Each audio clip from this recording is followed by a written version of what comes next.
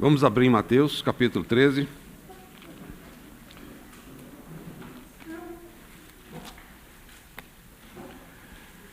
Mateus, capítulo 13, versículo 31.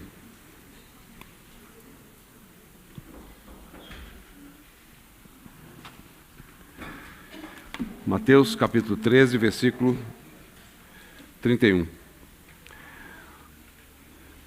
Outra parábola lhes propôs, dizendo: o reino dos céus é semelhante a um grão de mostarda, que um homem tomou e plantou no seu campo, o qual é, na verdade, a menor de todas as sementes, e crescida, é maior do que as hortaliças e se faz árvore, de modo que as aves do céu vêm aninhar-se nos seus ramos. Vamos ter mais uma palavra de oração? Senhor, nós nos curvamos diante do Senhor em adoração por aquilo que o Senhor já tem nos falado pela Tua palavra, Senhor. Senhor, nós dizemos que o Senhor é digno, que o Senhor é incomparável, Senhor, que ninguém como o Senhor tem as palavras de vida eterna. Ó, Senhor, como nós somos gratos ao Senhor pelo aquilo que o Senhor tem nos provido nesta semana, Senhor. Ó, Senhor, quão rica é a Tua palavra. Mas mais uma vez nós chegamos diante do Senhor, como Maria aos Teus pés, porque nós queremos ouvir do Senhor. Fala aos Teus servos, Senhor, nessa tarde, continue falando. Senhor, e nós pedimos que realmente se alcance plenamente o Teu propósito, para aquilo que realmente o Senhor nos separou aqui nesses dias. Ó, Senhor, receba toda a glória, porque o Senhor é digno, no nome do Senhor Jesus, Senhor. Amém. Bom, os irmãos, a essa altura do campeonato, já estão sabendo que nós estamos falando sobre as parábolas de Mateus 13, né? Acho que ninguém... Então os irmãos percebem que não foi justo comigo, porque me deram um capítulo, certo? O irmão Cláudio teve 3, o irmão Lócio 2, eu fiquei na pior, um capítulo, eu não estou dando conta. Mas, brincadeiras à parte, realmente, esse é um capítulo riquíssimo e certamente, por mais que nós ficássemos aqui, não necessariamente eu teria toda a condição de fazer isso, nós não poderíamos exaurir, né? É muito rico aquilo que o Senhor deixou aqui. Então nós vamos prosseguir, os irmãos não fiquem ansiosos, porque eu já estou ansioso. Não estou não. Se nós não chegarmos até o final, né, o velho truque do professor, fica como para casa. Mas não importa, o que importa de fato é que nós possamos, disso tudo que nós vimos no capítulo 13, ficarmos com a mensagem central, né, que o nosso Senhor, Ele é o Rei. Ele é o Rei e Ele está implantando de maneira perceptível, clara, o seu reino, desde a sua chegada aqui, e esse reino será manifesto muito em breve, não é? Mas nesse momento, nesse capítulo, nós estamos tratando com o reino ainda em mistério. E como eu coloquei para os irmãos, esse capítulo também tem um aspecto histórico, porque ele fala do momento em que o Senhor chegou, ele então é aquele semeador que começa a semear a semente. E aí nós passamos pelas diversas etapas, né? O joio, que é semeado junto com o trigo, isso fala da maneira como a cristandade, né, o crescimento do reino, do cristianismo, ele foi, então, assodado e misturado com o crescimento daquilo que é chamado de cristandade, ou seja, os filhos do maligno foram inseridos nesse contexto e há uma grande confusão, né? Como nosso irmão Ernie falava, um grande bagunça, né? Ficou realmente uma situação complexa que hoje você precisa de discernimento, como tem sido compartilhado, para nós, de fato, compreendermos e vermos, sondarmos a vida de Cristo naqueles com quem nós interagimos. Irmãos, como fala em Salmos, um abismo chama outro abismo. Ou seja, lembra quando o Senhor Jesus falou com a mulher samaritana? Do seu interior, do mais profundo do seu ser, fluirão rios de água viva. É do mais profundo do seu ser, a vida de Cristo em você, é que vai falar com a vida de Cristo em mim. Esse é o protocolo de comunicação, é um termo que a gente usa em computação, é o protocolo de comunicação.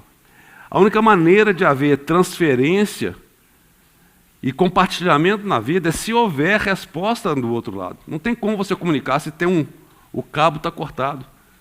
Você não consegue comunicar. E essa identificação que nós temos quando você interage, que nós temos sido encorajados nesse sentido, na comunhão. É nessa comunhão que você consegue tocar na vida de Cristo, no seu irmão e na sua irmã. E essa percepção, esse discernimento, que nós precisamos aguçar cada vez mais nos dias em que nós vivemos. Então, prosseguindo então, por que nós estamos enfatizando tanto esse aspecto? Porque essas parábolas, as parábolas, né, elas falam do aspecto externo, exterior do reino, e é por isso que a gente está denominando isso de cristandade. Nós chegamos então até essa parábola do grão de mostarda. Para não interromper mais o meu compartilhar, eu vou exibir algumas mensagens, vocês vão guardar a imagem, tá bom? Só é a última sequência de imagens para os irmãos aqui. Eu vou pedir para... Eu confesso que eu não sabia o que era um grão de mostarda. E quando nós tivemos a oportunidade de estar em Israel, a gente estava até meio sonolento, né? Que a gente vai andando, é muito rico, né? Cada centímetro, cada metro que você anda tem coisa para ver, né? E de repente o ônibus parou. E esse irmão, que era o irmão guia, né? O Michael Hodge, cadê o Cláudio? Lembra, Cláudio? Cláudio estava nesse tour também, nosso querido irmão Haroldo. O ônibus parou na estrada. Gente, o que aconteceu? Aí o Michael, ele desceu rapidinho, ele foi até um cantinho, pegou lá algumas coisas e trouxe para a gente. Aí trouxe uma coisa tão miudinha, que falou assim, isso aqui é o grão de mostarda. Isso o quê? E olha só, eu guardei aquele grão de mostarda, ele é tão pequenininho que eu perdi. Guardei um tempão e perdi o grão de mostarda. Mas a próxima, tá vendo? Ele é bem pequenininho mesmo, tá? A próxima. Então, o grãozinho de mostarda na ponta do dedo de alguém.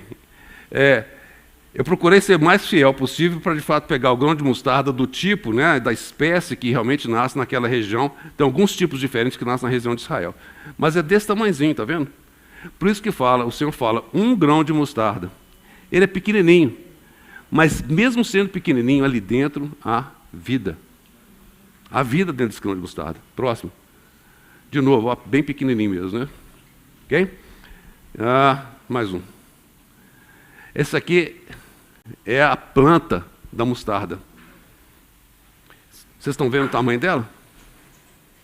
É bem pequenininho, não é? Isso aqui não é uma árvore. É uma árvore? Claro que não. Olha só, esse aqui é um desenho que eu achei bonito também, o pessoal que ilustra, né? Esse, se eu não estou enganado, do livro do Moldenck, que na realidade, um casal que escreveu um livro sobre a botânica na Bíblia. Se alguém que gosta dessa área vai ficar fascinado com esse livro, é um livro fantástico, antigo, difícil de achar. Mas ele traz, então, as plantas, né? As plantas da Bíblia. Né? Então, uma sequência maravilhosa das plantas, por exemplo, em Cantares, né? Quando fala dos jardins, é muito precioso. Então, ele traz esse desenho. E por que eu estou mostrando isso? Porque nessa parábola o Senhor fala o quê? A maior das hortaliças. E o que acontece com ela? Se faz árvore. Há um processo que não é um processo natural. Observa que a mostarda era para ser dessa maneira. Esse é o tamanho natural dela. E ela tem que ser assim porque a maneira dela espalhar suas sementes, que é muito pequenininha, exatamente nesse balouçar dessa plantinha aí. Né? E ela espalha, mas espalha mesmo. Mas nunca foi a intenção original de que se tornasse uma árvore. A próxima, acho que a gente já vai ver, pode ir. Bom, isso eu já estou antecipando aqui, isso aí é para mostrar como é que é a rede, nós vamos chegar da rede daqui a pouco. Vocês me perguntam, cadê a pérola? A pérola o Cláudio já falou. Tá? Mas nós vamos falar, então terminei, pode desligar, irmão, obrigado.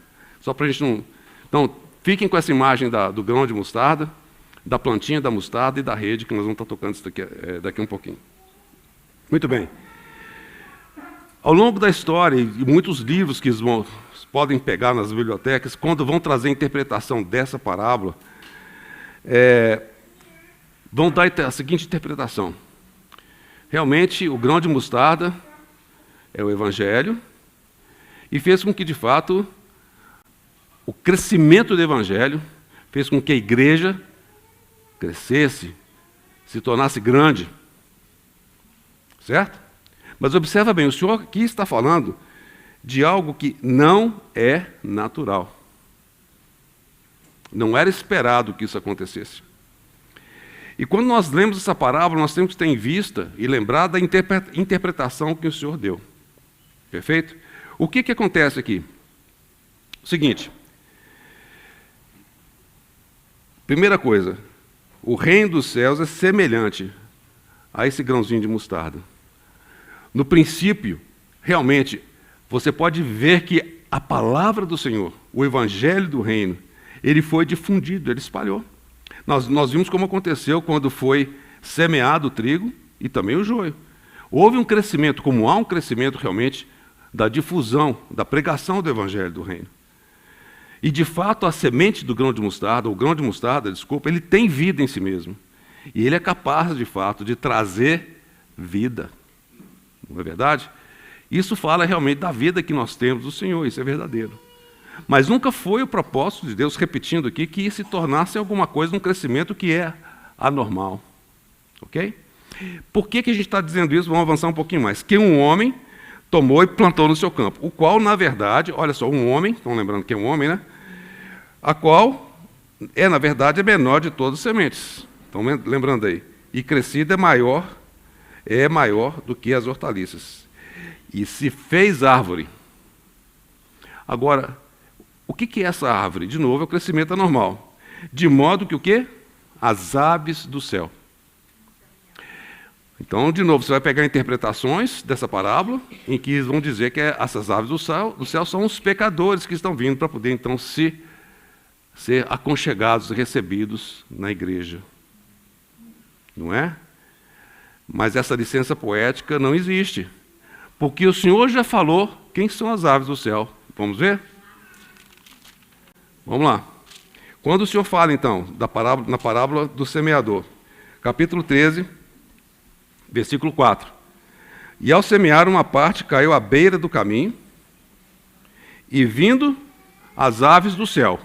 Ok. Agora o Senhor vai interpretar. Quando o Senhor interpreta, lá no versículo... Qual versículo? No versículo 19? Os irmãos acharam aí? Então, está falando que o quê? Olha o paralelismo dessas duas passagens. No 19 diz que o maligno arrebatou. Eu acho que não há nenhuma dúvida a que se refere as aves dos céus. Vamos confirmar isso. Na tua luz nós veremos a luz. Um texto do Antigo Testamento. Os irmãos se lembram daquele momento em que José estava preso e tinha um padeiro e tinha um copeiro do rei. Então, o padeiro ficou fascinado com a interpretação do sonho do copeiro. Ele falou assim: José, interpreta o sonho para mim também. Gênesis capítulo 40, versículos 16 a 19. Diz o seguinte: vendo o padeiro-chefe que a interpretação era boa, eu fiquei animado. O copeiro ia voltar lá para o palácio, vai ficar chique lá, deve ser bom para mim também. Disse a José: eu também sonhei, e eis que 3 cestos de pão alvo me estavam sobre a cabeça. E no cesto mais alto havia de todos os manjares de Faraó arte de padeiro. Agora presta atenção. E as aves os comiam do cesto na minha cabeça. Vamos prosseguir. Então lhe disse José: a interpretação é esta: os 3 cestos são 3 dias. Dentro ainda de 3 dias, Faraó te tirará fora a cabeça. Opa! E te pendurará no madeiro, e as aves te comerão as carnes. Grave, não é? Esse é o cenário e essa é a interpretação. Não há por que ser interpretado de outra forma. Então, as aves do céu, tipologicamente, representam o maligno. Então, aqui acontece algo que é muito grave. Esse crescimento anormal fez com que se alinhasse nessa coisa monstruosa que se tornou a cristandade, no abrigo do maligno. As aves dos céus se alojaram ali. Isso é muito grave. Por quê? Porque isso fez com que a cristandade, a forma como é percebido pelo mundo, tenha tido uma aparência, de novo nós estamos falando de aparência, completamente contrária, equivocada em relação àquilo que de fato é o reino dos céus. Ok? Muito bem. Como eu falei para os irmãos, tem um aspecto histórico importante. Lembrando que o Senhor então veio, o Senhor nasceu na manjedoura, o rei trouxe o reino, ele prega o evangelho, e quando ele prega o evangelho, aqueles que ouvem o evangelho do reino, creem no evangelho do reino. Então o Senhor agora tem os seus súditos, então nós vemos lá, são os filhos do reino, na parábola do joio. E esse é o crescimento que começou a acontecer do reino. Então, historicamente, foi o que aconteceu também com a pregação dos apóstolos, né? Em Atos, assim por diante. Atos não acabou, a pregação continua. Então, o semear continua por meio da igreja. A pregação do evangelho do reino continua e precisa continuar por meio da igreja. É por isso que nós enfatizamos anteriormente. O evangelho, às vezes, que é pregado e que enfraqueceu realmente a igreja, foi que o evangelho pregado de maneira parcial. Prega-se somente o evangelho da graça, mas não se prega o evangelho completo, que é o evangelho do reino, com o qual nós temos procurado ajudar os irmãos aqui nessa conferência. Os irmãos percebem? Então, a completude daquilo que o Senhor desejou falar envolve o reino, a graça e o reino. Essas duas coisas, elas caminham juntas. Então, historicamente, quando nós vemos isso que aconteceu, representado pela parábola do grão de mostarda, corresponde possivelmente à época relacionada à igreja de Pérgamo. Pérgamo é uma das 7 igrejas de Apocalipse. E o que tem de específico a respeito de Pérgamo? Pérgamo se refere ao período em que Constantino, em 313, os irmãos talvez tenham ouvido daquele evento em que ele estava numa batalha, ele disse que viu um sinal, né? Que é um sinal, não vou mencionar o sinal aqui, e que ele entendeu que era o sinal que relacionado com essa cruz você vencerá, e de fato ele venceu a batalha. Constantino, ele era pagão, e ele continuou sendo pagão. Mas qual foi a estratégia de Satanás? Quando o evangelho foi pregado, a gente tem a igreja de Éfeso, depois nós temos a igreja de Sardes. A igreja de Sardes é a igreja sofredora, foi a igreja perseguida. Os irmãos dizem que, de fato, que o sangue dos mártires foi a sementeira do evangelho. O inimigo não conseguiu acabar com os cristãos. Foram mortes após mortes. Grandes perseguições, falam em 10 perseguições. Muito sofrimento. Muito sofrimento. E o que aconteceu? Deixa eu voltar aqui. Eu troquei o nome, falei Sardes, é Esmirna. Perdão. Por isso que eu estou assim, tem alguma coisa que não está soando bem. Tem um delay aqui. Sardes é bem depois. Então, Esmirna. A palavra Esmirna significa mirra ou significa amargura, amargor. Então, essa igreja foi a igreja perseguida. Está lá em Apocalipse capítulo 2, versículos de 8 a 11.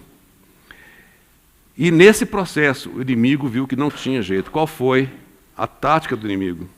Eu não consigo vencer matando. Porque toda vez que eu mato, toda vez que eu extermino com um cristão, aparecem mais cristãos. E o que ele fez? Houve então o casamento da igreja com o Estado.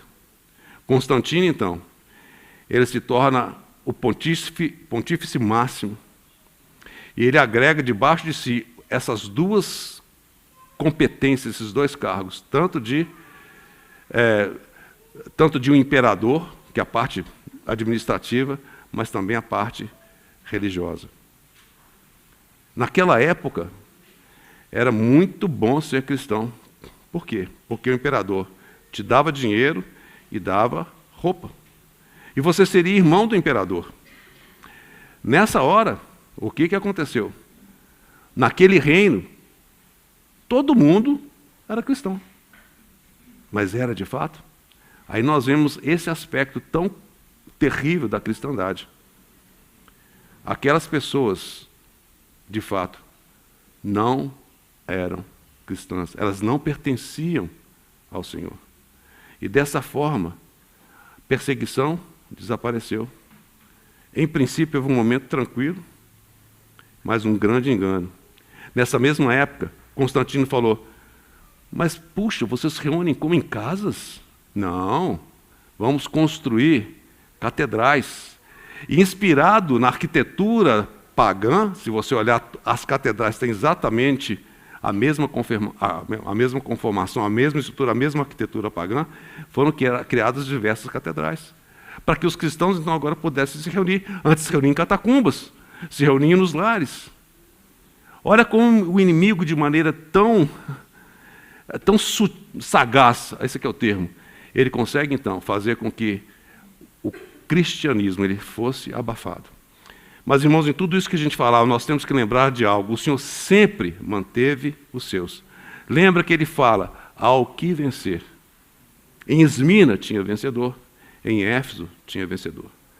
O Senhor tem os seus em qualquer uma dessas situações. O fato do Senhor ter os seus vencedores nessas igrejas não significa que essas igrejas estão corretas, é claro que não. Esses sistemas estão corretos, é claro que não. Mas, de alguma forma, o Senhor, no seu grande amor, na sua fidelidade, Ele conhece os seus. O Senhor conhece o que são seus. E é por isso que nós podemos ver que a realidade do Evangelho prosseguiu como se fosse num alinhavo de ouro ao longo de toda a história. Mesmo nesse período terrível que sucedeu, Pérgamo, a idade das trevas, nós vimos que o Senhor manteve os seus. Quando você pega os livros de história da igreja, muitas vezes vão relatar de fato a história da igreja tradicional. E a história desses irmãos e irmãs que permaneceram fiéis ao Senhor, você acaba não conhecendo. Mas existem alguns livros muito especiais. Um deles, por exemplo, de Broadbent, que fala da igreja peregrina. E conta a história desses irmãos que, ao longo da história da igreja, quando o mundo não via o que estava acontecendo, via apenas essa manifestação externa, esse irmão tem um registro de maneira tão preciosa como o Senhor manteve os seus. Então tem vários na história da igreja. Os bogomilos, os valdenses e vai por aí afora. Isso é uma outra conferência, né? Muito bem, então sim, nós vemos que Pérgamo caracteriza basicamente essa época, né, em que está falando aqui do grão de mostarda. Vamos avançar mais um pouquinho. Ali nós encontramos dois problemas. Um, que é chamada a doutrina dos nicolaítas.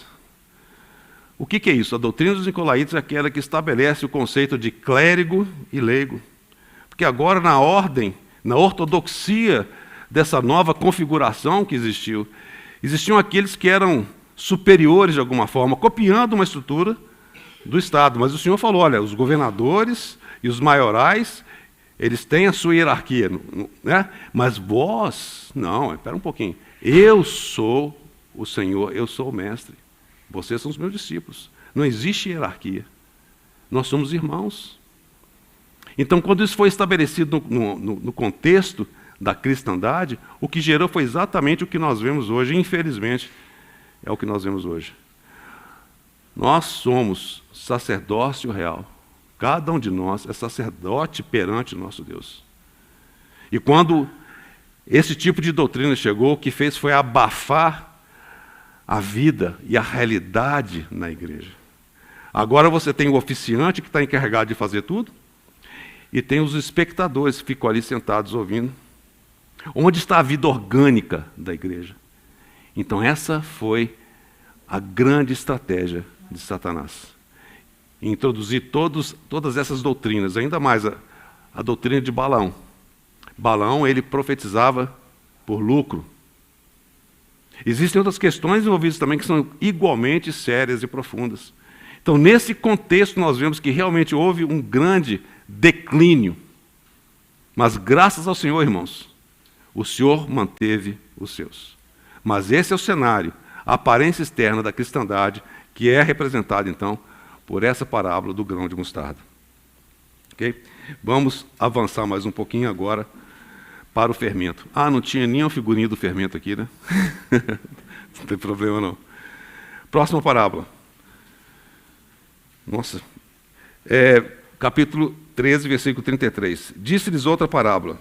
O reino dos céus é semelhante ao fermento que uma mulher tomou e escondeu em 3 medidas de farinha.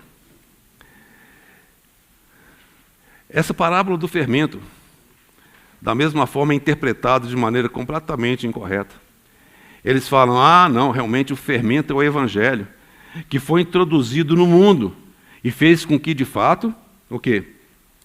Até ficar tudo levedado, ou seja, o evangelho alcançou todas as partes da humanidade, todas as partes do mundo.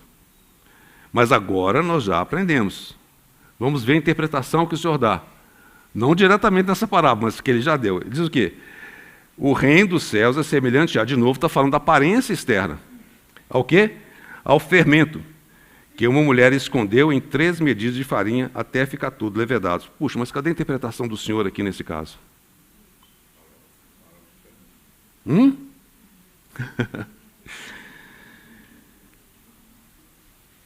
Observe que o Senhor fala da aparência externa. E nós temos que lembrar que o Senhor Jesus estava falando para os judeus. E quando o Senhor falava de fermento, vamos ler. Êxodo capítulo 12, versículo 15. Êxodo capítulo 12, versículo 15.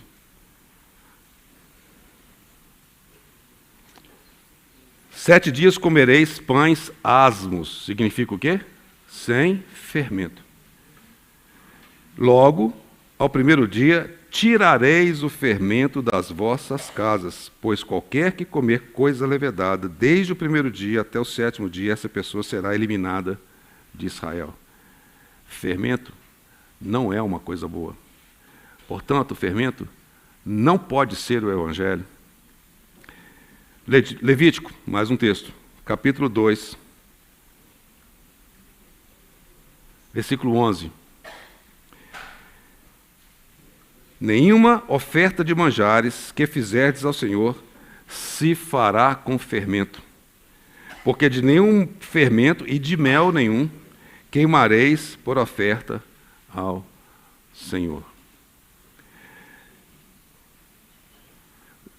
O fermento, ele caracteriza essa natureza, podre do nosso ser.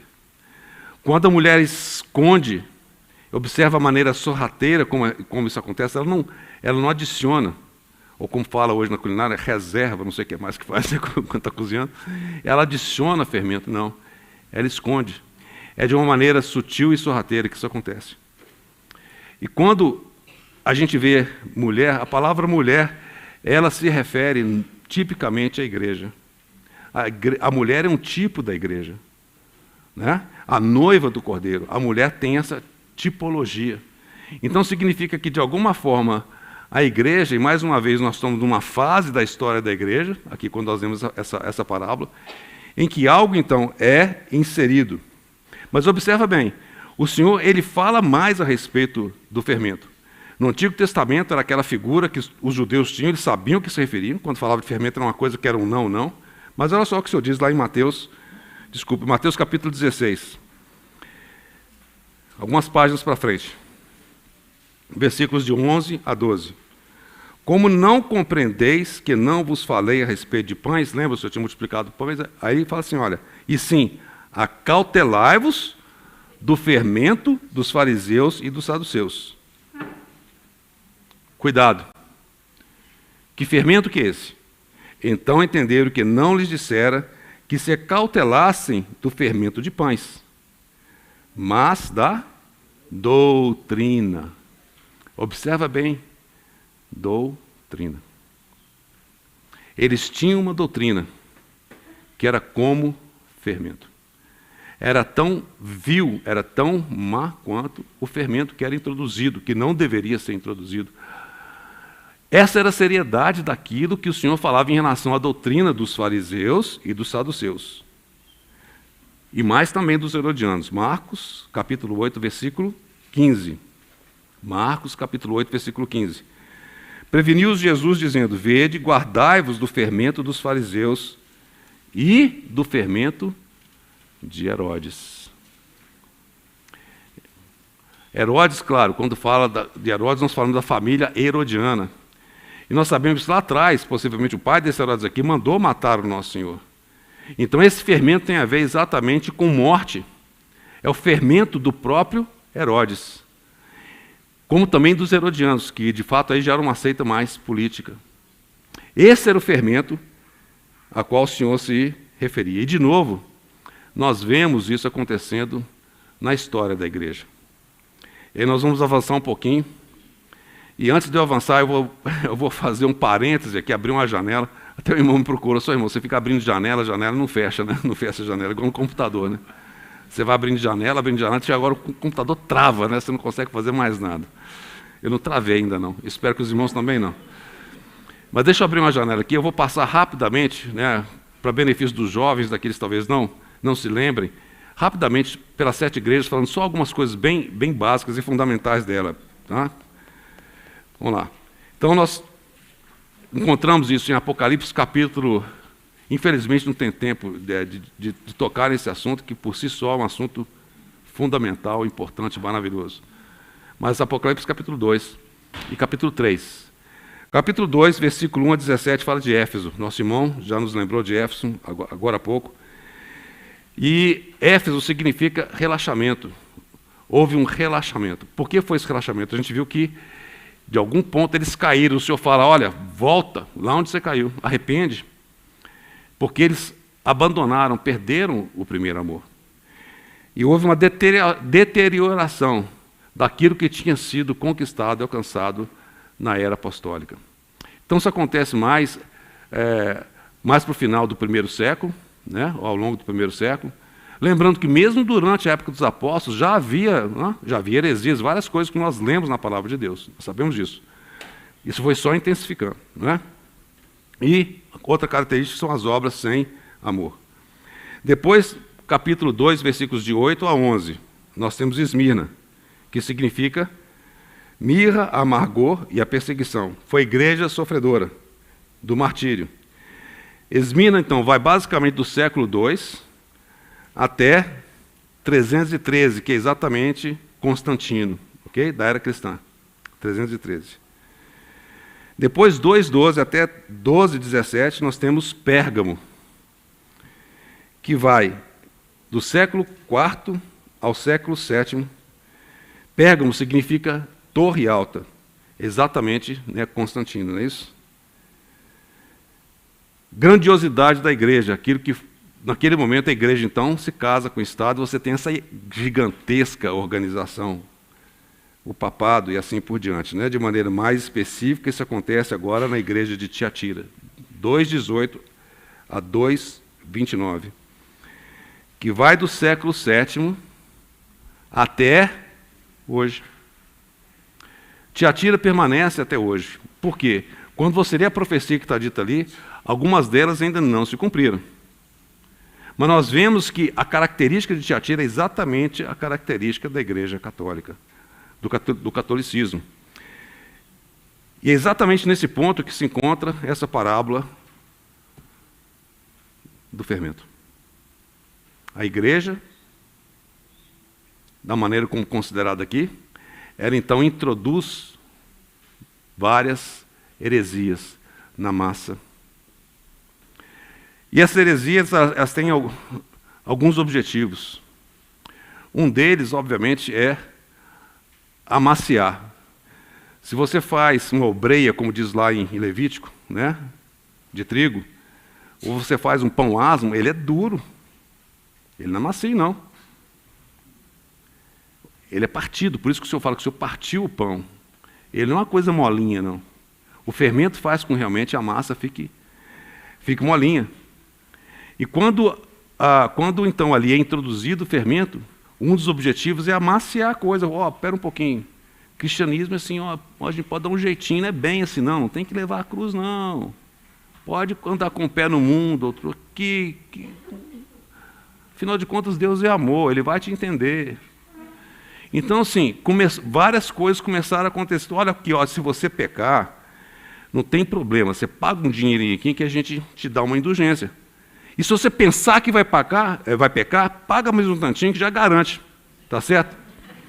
Já garante por antecipação. Então você pode pecar à vontade, mas paga antes, tá certo? Você paga a priori, paga à vista, não é? Então esse tipo de doutrina que foi inserida de maneira sorrateira e que de fato contaminou, foi introduzido exatamente pela própria igreja. Então, eu parei em Tiatira, vamos avançar. Tem agora a igreja de Sardes. Bom, um ponto importante a respeito de Tiatira é o sacrifício continuado, permanente, que acontece frequência. Cada missa o Senhor é sacrificado novamente. Irmãos e irmãs, o Calvário aconteceu uma vez para sempre. Uma vez. Da mesma forma que Pentecostes, uma vez para sempre. Não existe Calvário após Calvário após Calvário. Talvez no adágio popular, né, é um Calvário, estou vivendo um Calvário. Não. O Calvário onde o Senhor Jesus morreu e deu sua vida por você e por mim, foi uma vez e marcou a história. É isso. Não tem que repetir Calvário. E isso realmente é uma afronta ao nosso Senhor. Crucificar o nosso Senhor novamente. Então essas coisas foram introduzidas. Bom, e aí em resposta a isso tudo estava acontecendo, como também já foi compartilhado, 1517, o Senhor levanta Lutero. Lutero, talvez como Esdras, lá na restauração, vindo da Babilônia, ele traz o livro, e ele de fato compila os livros que estavam perdidos, ele lê a lei, e o povo chorou, foi maravilhoso aquilo, né? Então, de alguma forma, Lutero foi como o nosso Esdras, e restaura então a verdade da salvação pela fé, por meio da graça, pela graça por meio da fé. Essa realidade que havia sido perdida, restaura a posição, a centralidade da palavra de Deus, a relevância, a inerrância da palavra de Deus. Como já foi falado também, o sacerdócio universal dos santos. E nessa época, várias restaurações vieram acontecendo. Aí todo um período que vem da história da igreja, claro, não sem os seus problemas, mas Sardes representa então aquela restauração daquilo que se perdera na época de Tiatira. Qual que é o problema de Sardes? Do protestantismo é nome sem vida. Se os irmãos consideram o que aconteceu ao longo da história, o Senhor nunca determinou igrejas nacionais. Você não encontra isso na palavra de Deus. A realidade da igreja é uma realidade local. O governo é um governo local. Infelizmente também, ao longo da história da igreja mais recente, houve infelizmente um grande desvio, em que uma ênfase excessiva foi dada na ortodoxia da igreja, espelhando aquilo que acontecia lá atrás.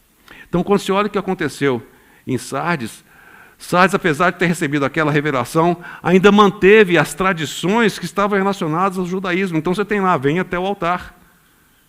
Você tem toda a estrutura eclesiástica ainda presente em Sardes. E é por isso que o Senhor adverte Sardes também. E avançando um pouco mais, aí agora, no capítulo 3, versículos de 7 a 13, Sardes está de 3, de 1 a 6. O Senhor levanta Filadélfia. Filadélfia tem história maravilhosa, 1828. Alguns irmãos que estavam procurando simplesmente se congregar na simplicidade do Senhor Jesus, sob o nome do Senhor Jesus, lá no Reino Unido, na realidade, na Irlanda e na Inglaterra, eles estavam procurando e não tinham como eles se encontraram uma maneira de poder se reunir nessa simplicidade. E o Senhor então começou a mover o coração desses irmãos, Cronin, Darby, posteriormente, assim por diante. E o Senhor levantou um grupo de irmãos, de maneira tão preciosa, que restaurou a realidade daquilo que nós conhecemos como Filadélfia, do amor fraternal. Irmãos, também não entendo que não há problema, não, certo? Apesar de que não ter repreensão para Filadélfia, o que nós vemos que, infelizmente, após isso, nós vemos que aparece Laodiceia. E a Laodiceia é mencionada de capítulo 3, versículo 14 a 22. E Laodiceia nada mais é do que o declínio de Filadélfia. Laodiceia é aquela igreja que fala, sou rico, abastado, de nada tenho falta. Eu sou doutor, conheço a palavra de Deus de trás para frente, frente para trás. Sou extremo conhecedor. Mas o Senhor ficou do lado de fora. Aí o Senhor tem que bater a porta. Assim, eis que estou à porta e bato. Laodiceia, deixa eu entrar. Grosso modo, irmãos, essas são as 7 igrejas ao longo da história. E essas 4, de trás para frente, Laodiceia, Filadélfia, Sardes e Tiatira, permanecem até hoje. Então, quando nós mencionamos que essas parábolas têm essa relação com a história da igreja, os irmãos vão encontrar isso, inclusive, fiquei sabendo que foi traduzido esse livro do irmão Pember. Ele fala das grandes profecias a respeito dos gentios, dos judeus e da igreja. O irmão menciona isso lá, é realmente um texto muito precioso. E quando você olha, de fato, sob essa perspectiva, você começa a ver com mais clareza que, de fato, essas parábolas também têm esse aspecto profético. Vamos voltar, então. Nossa, estou vigiando o tempo aqui. Então, o que foi introduzido?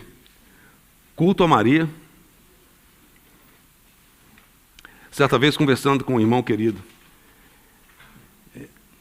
ele, falando a respeito de doutrinas, mesmo em relação à igreja, ele falou assim, olha, e ele falou de maneira tão grave, falou tão sério, nada se compara ao Senhor. De fato, a igreja é o corpo de Cristo, mas a igreja não se compara ao Senhor. O nosso Senhor, Ele é o cabeça, Ele é incomparável. Quando qualquer doutrina, por mais correta que ela esteja, ela começa a ocupar a nossa atenção, tirando o foco do Senhor. Irmãos, eu vou ser muito duro aqui, isso já é uma heresia. O Senhor nunca vai permitir. Nosso irmão citou, eu devo mencionar de novo, no Monte da Transfiguração, quando, ousadamente, eles querem colocar o Senhor Jesus no mesmo pé de igualdade de que Moisés e Elias. Façamos 3 tendas, uma para ti, outra para Moisés, outra para Elias. E imediatamente uma nuvem vem, cobre e fala assim, este é meu filho amado. O meu filho amado não pode ser comparado nem com a lei, nem com os profetas. Ele subsiste por si só, ele é único, ele é incomparável. A ele ouvir. Deus nunca vai permitir que isso aconteça. Nunca. Nós também não podemos permitir que isso aconteça, irmãos e irmãs. Esse é um ponto inegociável. O nosso Senhor, Ele é incomparável. Então, quando traz, então, o culto a Maria, né, que eles falam que é a mãe de Deus, né, porque ela, de fato, ela gerou, o Senhor Jesus foi gerado no seu ventre. Isso é verdade. E Maria, isso é outra coisa que nós temos que tomar cuidado. Por conta agora dessa direção que a Igreja Católica tomou, Sardes, então, e muitos cristãos tomam a direção oposta e começam agora a desfazer de Maria. Maria foi um vaso especial, irmãos e irmãs. Ela era uma jovem que amava o Senhor, ela conhecia a palavra de Deus. Deus nunca permitiria que realmente o seu filho fosse formado no ventre de alguém que realmente não tivesse o seu coração, o seu amor pelo Senhor. Maria foi um vaso especial, mas não mãe de Deus. É isso que nós temos que tomar cuidado. A gente não pode levar o pêndulo para o outro lado. Nós podemos agora desprezar Maria de maneira alguma. Quando nós ouvimos o cântico de Maria, irmãos, que coisa tremenda, que profundidade na palavra de Deus que é ali. Então esse é um equilíbrio que nós precisamos de ter. Mas não podemos fazer culto a Maria, nem idolatrar Maria, porque de fato ela foi o vaso terreno utilizado por Deus para trazer o Senhor Jesus nos dias da sua carne. E não só isso, tanto ela quanto José foram responsáveis pelo treinamento do Senhor. Frases como o Senhor usou quando falou com a filha de Jairo. Lembra que falou? Tabita? Foi Tabita que falou? O que foi que o Senhor falou para ela? Meu cordeirinho. Talita. Comi. Essa expressão é uma expressão carinhosa que normalmente a mãe fala com o filhinho. Né? Você fala, meu nenenzinho, etc. Possivelmente o Senhor ouviu isso de Maria. E ela e José tiveram, até um certo ponto, a gente não sabe até quanto que José viveu, tiveram o encargo, a responsabilidade de zelar pelo nosso Senhor. Então, sim, nós temos que ter o equilíbrio adequado, colocar as coisas no lugar certo, mas nunca idolatrar Maria, de maneira alguma, não é? Outra coisa também, já falei da missa, da iconoclastia, a questão das indulgências, das relíquias, e vai por afora tantas coisas mais que a gente conhece. Isso tudo foi o fermento que foi introduzido por essa mulher na massa. Né? A massa certamente é um tipo da palavra de Deus, ok? Muito bem. O que mais tem sido introduzido pela cristandade? Não vamos mencionar nomes, mas lembrando já do princípio lá em Gálatas, o apóstolo Paulo fala: ó insensato Gálatas, corris bem, vocês estavam andando bem, está indo tudo certo, quem vos desviou? E o que estava acontecendo aí? Eles estavam de alguma forma voltando à lei. Ou seja, eu preciso de Cristo, mas eu preciso de Cristo mais a lei. Eu preciso de Cristo e mais alguma coisa. Eu acabei de falar, irmãos, o Senhor Jesus, Ele permanece por si só, Ele é insubstituível, Ele é incomparável. O Senhor Jesus, Ele é suficiente. Toda vez que você adiciona qualquer coisa, irmãos, isso já é heresia. Nós vemos situação no meio da cristandade hoje em que, de fato, a questão da lei é trazida junto do Senhor. Isso não é admissível. Parece pouco, né? Aqui que tem, não, lei é um negócio, né? O nosso irmão até compartilhou. O Senhor não veio para poder abrogar a lei, Ele veio para cumprir. A lei é boa, mas a lei não se compara com o Senhor. Ela foi um aio para trazer a Cristo, é o que a palavra de Deus nos fala, não é? Houve muitas doutrinas heréticas no primeiro século, tem uma lista enorme. Até mencionei para os irmãos hoje, mais cedo, né? Daqueles 2 volumes, também está no. O irmão vai encontrar isso lá no livro do Pember. A lista é enorme. Mas a gente vai agora avançar um pouco mais recente. Eu vou ser um pouco mais contundente, os irmãos me perdoem. Mas eu vou ter que falar. O nosso irmão já mencionou. O que a gente diz a respeito do Evangelho da prosperidade? Onde nós encontramos isso na palavra de Deus? Os irmãos estão lembrando? O reino é um reino invertido. Os cidadãos desse reino seguem os passos do Cordeiro. Como é que foram os passos do Cordeiro? Nosso Senhor se humilhou.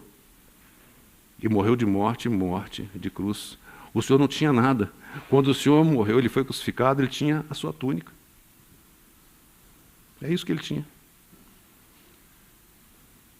De onde é que vem isso, irmãos? Os irmãos percebem que estrago que isso fez e tem feito no meio da cristandade? Como nós precisamos estar alertas a esse tipo de coisa? Vou mencionar mais uma que nosso irmão não mencionou. Não tem muito tempo, coisas relacionadas com aquilo que foi chamado Bênção de Toronto.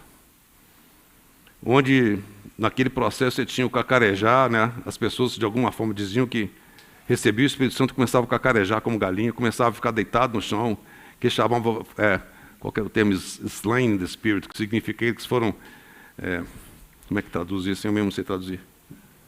Ajuda aí, Cláudio. Slain in the spirit. A pessoa caía, ficava assim por horas, estado catatônico. Irmãos, isso aconteceu e persiste até hoje.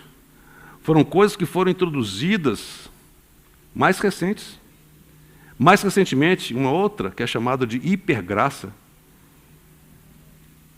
Onde a graça abundou, onde o pecado abundou, superabundou a graça. Não tem problema, vamos pecar. Porque quanto mais a gente pecar, mais graça vai ter. Mas Paulo já adverte isso. E infelizmente hoje, essa teologia da hipergraça está permeando tantos locais. Alerta, irmãos. Olha o discernimento que nós precisamos de ter. Nós precisamos aprender a discernir. E esse discernimento só vem por meio do Espírito Santo e da palavra de Deus. É aquilo, se você só conhece a nota verdadeira, você vai identificar a falsa. Conheça a nota verdadeira. Eu sei que é um exemplo tão rude, né? Nosso Senhor, de maneira, não pode ser comparado a uma nota. Mas conheça o Nosso Senhor. Que você vai entender aquilo que é do seu caráter, daquilo que não é. Muito bem. Eu vou pegar emprestado um tempinho, porque também não me deram o tempo todo que imaginei que ia ter. Só mais um pouquinho, tá? Muito bem. As próximas parábolas que vêm, elas acontecem agora num outro contexto. Até esse momento o Senhor falava para as multidões. Mas a partir de agora, essas parábolas são faladas de maneira mais reservada. Então, Mateus capítulo 13, 36 diz o seguinte: então, despedindo as multidões, foi Jesus para casa, e chegando-se a ele, seus discípulos disseram: explica-nos a parábola do joio e do campo. Então, ali é o que nós já compartilhamos. O Senhor interpreta a parábola do joio, do campo, e o Senhor prossegue. Na hora que ele acaba de explicar a parábola do joio, ele agora vem e propõe mais a parábola do tesouro escondido, da pérola e da rede, mais 3 parábolas. Então essas parábolas foram faladas exclusivamente para os seus discípulos que estavam com ele ali em casa. Ok? Então esse conjunto que vem agora se refere a esse contexto em que o Senhor Jesus falou para os discípulos. Muito bem. Parábola do tesouro escondido. Vamos para o versículo 44. O reino dos céus, mais uma vez, é semelhante a um tesouro oculto no campo, o qual certo homem, tendo achado, escondeu. E, transbordante de alegria, vende tudo o que tem e compra aquele campo. Há tantos tipos na palavra de Deus referente a isso aqui maravilhoso, são maravilhosos esses tipos. Mas quando nós vemos aqui, nós temos que lembrar de novo da interpretação do Senhor. Eu não vou perguntar aqui, mas eu tenho certeza que vocês saberiam responder. Quem que é esse homem? Os irmãos sabem, é o Senhor. Não tem como nós interpretarmos de forma diferente do Senhor. O Senhor, quando ele interpreta a parábola do joio, ele fala: o homem é o filho do homem. É ele. Mas você vai encontrar interpretações em vários livros de comentadores que vão falar que, no caso do tesouro, esse homem é o pecador, que encontrou o tesouro, que é o Senhor Jesus. Olha que liberdade poética. Os irmãos percebem que distância que vai daquilo que o Senhor já explicou. Então agora nós precisamos entender o que o Senhor está querendo dizer. Ou seja, o homem não pode ser o pecador buscando, pois o princípio é qual? Porque o Filho do Homem veio buscar e salvar o que estava perdido. Quem busca é Deus. Nós estávamos perdidos dos nossos delitos e pecados, irmãos. Completamente alienados da aliança, distantes de Deus. Não sabia nem por onde é que passava. Se não fosse o Senhor, pela sua grande misericórdia, nos buscar e nos alcançar, nós estaríamos perdidos no nosso lamaçal de pecado. Não tenha dúvida, não. É obra do Senhor, é revelação dele para você e para mim. Então, nunca poderia ser o pecador buscando o Senhor. O que mais? O Filho do Homem, muito claramente, é aquele que semeia a semente. O que é o campo? O Senhor já interpretou. O campo é o mundo. Então, como é que a gente entende essa parábola? É uma interpretação que me satisfaz. É que, de fato, o Senhor, ele pagou o preço. Na cruz do Calvário, ele pagou o preço. O seu sangue precioso foi derramado. Esse sangue comprou. Foi esse sangue do Senhor Jesus, um preço altíssimo, incalculável. E quem que é o tesouro? O tesouro, então, se refere a... Alguns acham que é a igreja, mas é mais amplo um pouco que isso. Por que a gente pode entender um pouquinho diferente? Eu vou voltar com os irmãos para o versículo 34. Abrirei em parábolas a minha boca, publicarei coisas ocultas, desde a criação do mundo. Quando ele está publicando as coisas ocultas, o que ele está trazendo? Ele está trazendo o reino dos céus. Então o Senhor Jesus, quando ele compra com seu sangue precioso, e ele traz o reino, os que eram seus o rejeitaram. E o Senhor Jesus, mais uma vez, coloca esse reino em mistério. É o reino em mistério. É na terra, o campo é o mundo, mas o Senhor, mais uma vez, pelo fato de ter sido rejeitado, ele coloca esse reino em mistério. Então essa é a parábola do tesouro escondido. O Senhor comprou com seu sangue precioso, ele pagou os 17 shekels. Os irmãos depois vão encontrar isso na palavra de Deus. Ele pagou pelas escrituras dessa terra com seu sangue. É por isso que lá em Apocalipse capítulo 5, nós vemos que o Senhor exaltado, ele recebe do Pai aquele rolo, aquilo que é a escritura dessa terra, que por direito e pelo seu sacrifício, ele comprou. Primeira epístola de Pedro, capítulo 1,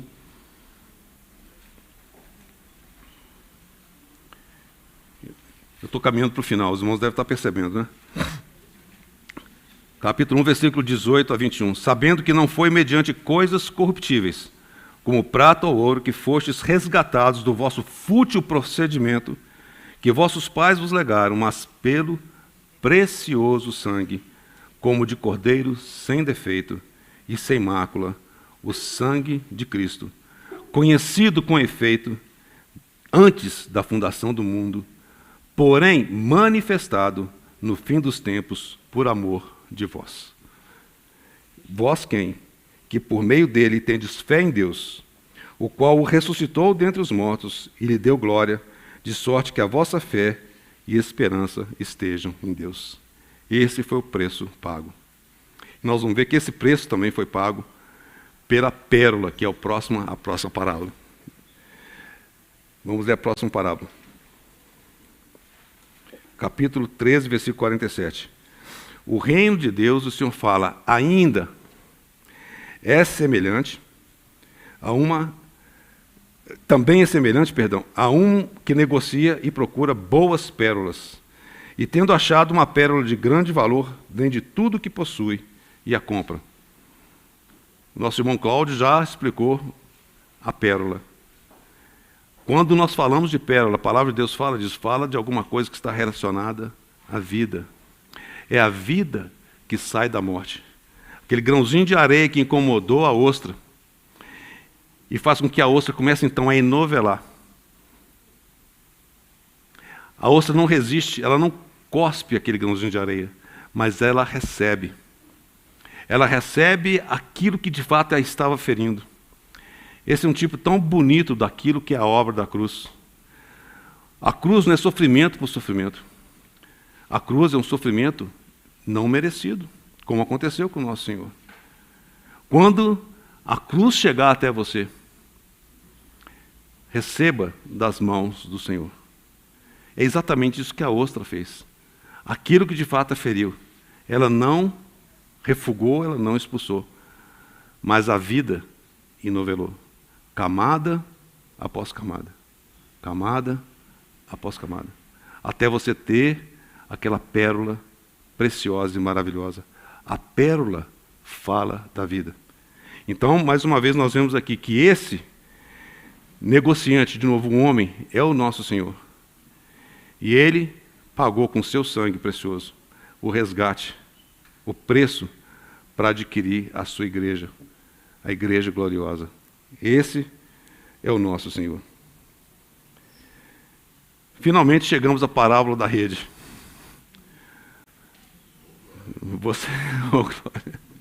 Graças ao Senhor.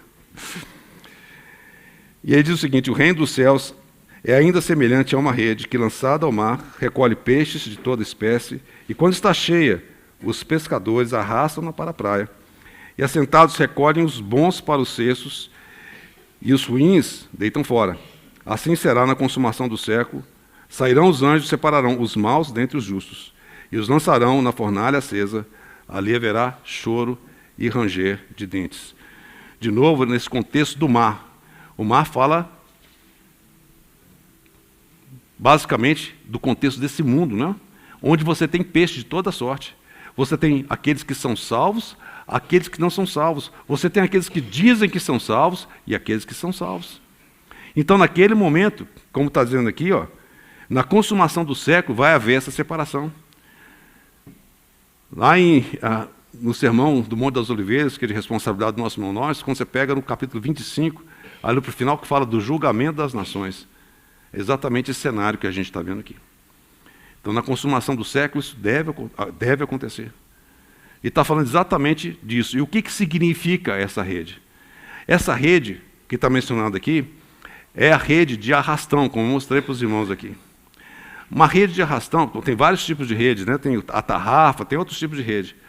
Mas essa rede de arrastão, acho que muitos nós conhecemos quando vamos para a praia, né? Eu, pelo menos, quando era mais jovem, eu ia para a praia, eu achava que estava fazendo um negócio danado de não puxar, né? Eu estava fazendo diferença doida. Aquela rede lançada é uma rede enorme, mais de 50 metros, e ela tem peso embaixo, e ela vem sendo puxada, e ao ser puxada, ela vai recolhendo os peixes, e vem de tudo ali. Não é? Então observa que essa rede fala de um esforço que é um esforço coletivo. Não é uma pessoa jogando uma tarrafa e pescando, nem jogando um anzol e pescando, mas é algo que fala de um esforço coletivo. E este evangelho do reino será pregado. Não foi o que o Senhor Jesus falou? E na grande comissão do Senhor, Ele nos comissiona a pregar esse evangelho, fazer discípulos em todas as nações. Ele fala assim, todo o poder me foi dado nos céus e na terra. O poder do Senhor é aquele que nos capacita, que capacita agora a igreja, ou seja, de maneira corporativa e coletiva. Esse é, de fato, o nosso encargo. As almas daqueles que não creram no Senhor, onde você mora, estão sobre os seus ombros. Eu sei que isso pode parecer que eu estou jogando uma responsabilidade tremenda sobre vocês, mas não. Esse é fato. Não sabemos como o Senhor vai te usar para ganhar essas almas, mas o fato é que essas almas são perdidas. Mas também não é mais agora um esforço individual, irmãos. No fim dos tempos, o que nós temos que ver, que vai ter de ser um esforço corporativo. É a igreja orando, intercedendo e atuando de maneira corporativa. Claro que nós temos que pregar o evangelho individualmente, claro que sim. Mas agora nós estamos falando de alguma coisa que é muito maior, de uma dimensão muito maior. Nesses tempos que estão, nos quais nós estamos vivendo, chegando no tempo do fim. Esse é o esforço que tem que ser feito de maneira corporativa. Muito bem. Tem mais uma pequena frase. E eu vou falar essa frase e perguntar para vocês. Entendestes todas essas coisas?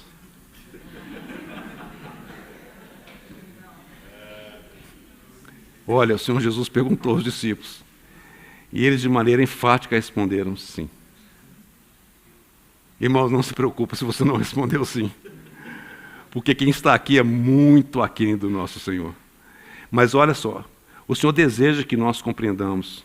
E reforçando aquilo que eu disse, se nós não entendemos, vamos perguntar ao Senhor. Mas os discípulos compreenderam claramente aquilo que o Senhor estava dizendo. Eles compreenderam toda a extensão desse conjunto de parábolas, o alcance que elas teriam, tudo aquilo que estava envolvido, eles conseguiram entender. Por isso que eles falaram sim.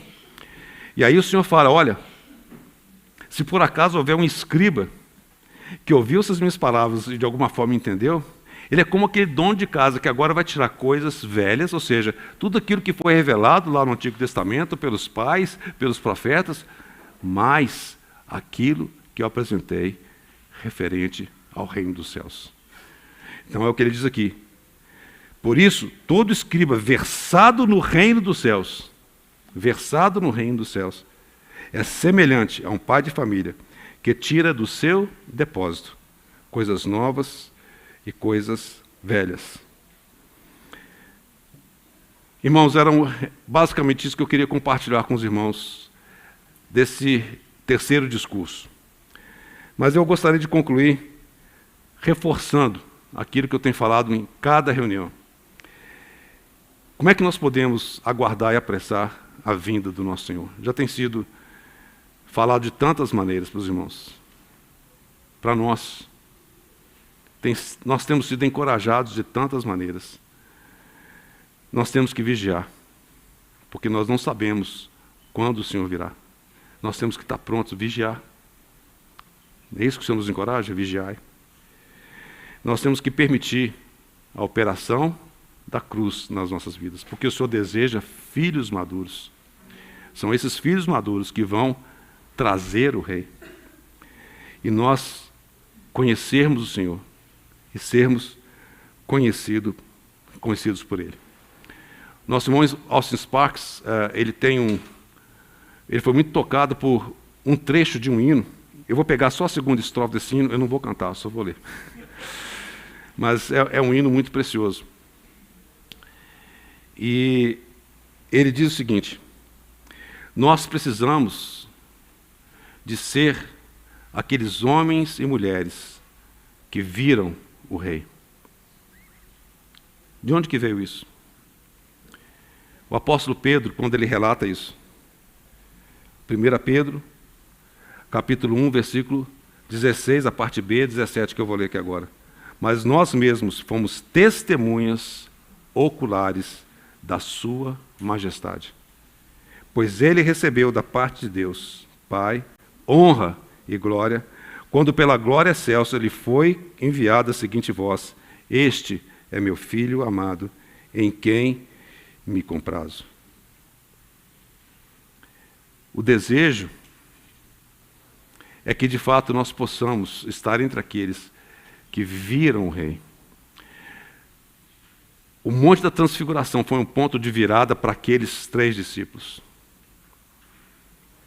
Eles tiveram de guardar aquilo que eles viram até a ressurreição do Senhor. Imagina, uma coisa tão estupenda, tão maravilhosa. Mas quando você contempla o Rei, quando você vê o Rei, a sua vida não pode ser mais a mesma. E nós precisamos, irmãos, nós precisamos, nos dizem que nós devemos ter uma visão nova, uma visão fresca do nosso Rei. Nós precisamos disso de maneira profunda. Esse hino diz o seguinte, a sua segunda estrofe. É de uma irmã chamada Mary Bishop Gates. Diz o seguinte: envie homens cujos olhos tenham visto o Rei, homens em cujos ouvidos suas doces palavras ressoaram.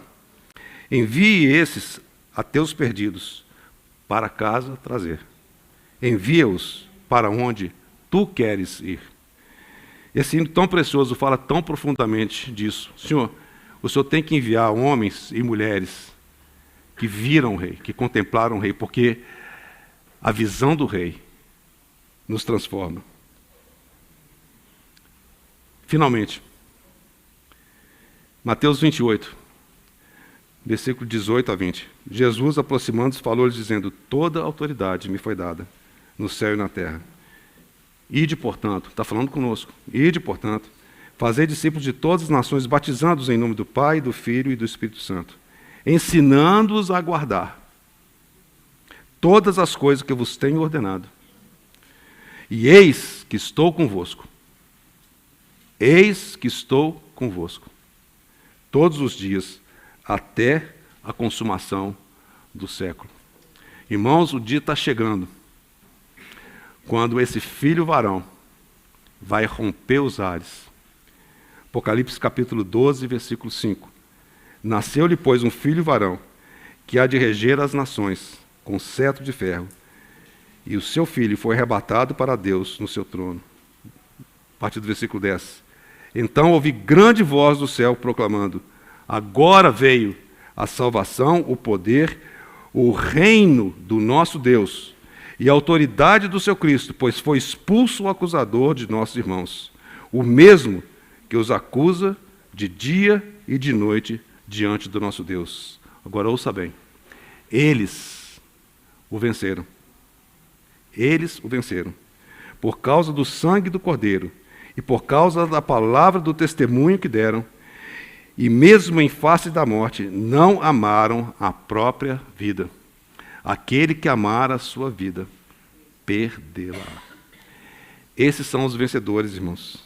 Por isto, festejai, ó céus, e vós, os que nele habitais. 1 Coríntios 15, 28. Quando, porém, todas as coisas lhe a Cristo estiverem sujeitas, então o próprio Filho também se sujeitará àquele que todas as coisas lhe sujeitou, para que Deus seja tudo em todos. Apocalipse capítulo 11, versículo 15.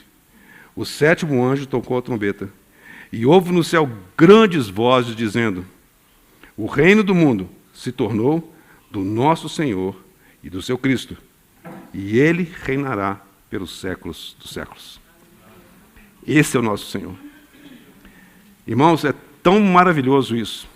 Às vezes nós achamos que é maravilhoso demais, está tão distante. Não está, não. Muito em breve.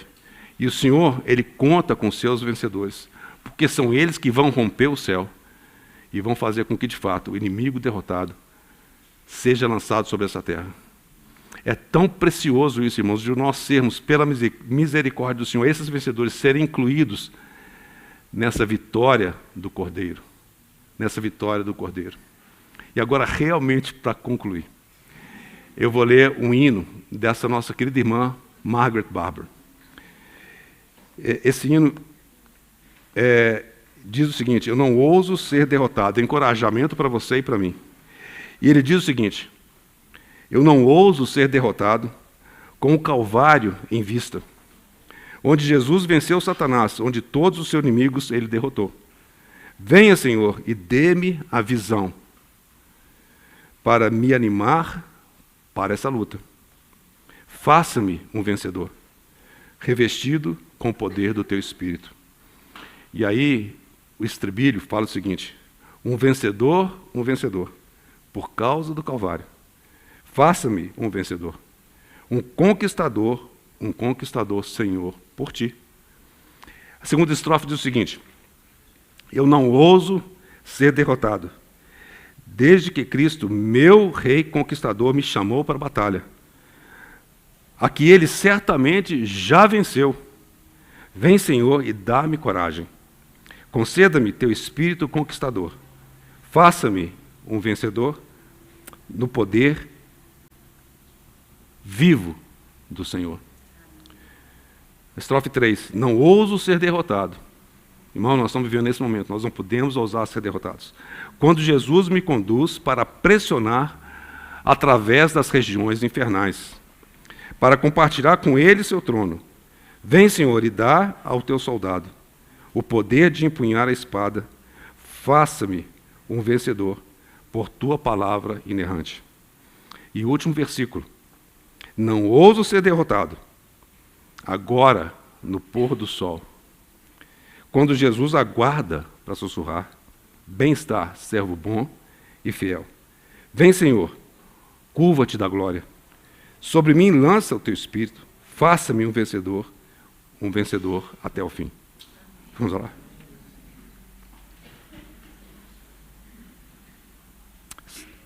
Senhor, nós nos curvamos diante do Senhor em adoração. E, Senhor, esse é o nosso pedido, Senhor. Não por nós mesmos, não temos condição em nós mesmos. Mas, Senhor, pelo teu Espírito, capacita cada um dos irmãos e irmãs, cada um de nós, nesses dias tão difíceis em que vivemos. Ó, Senhor, que nós possamos colaborar com o Senhor e estarmos entre aqueles que vão apressar a tua vinda. É o que nós pedimos no nome do Senhor Jesus. Amém.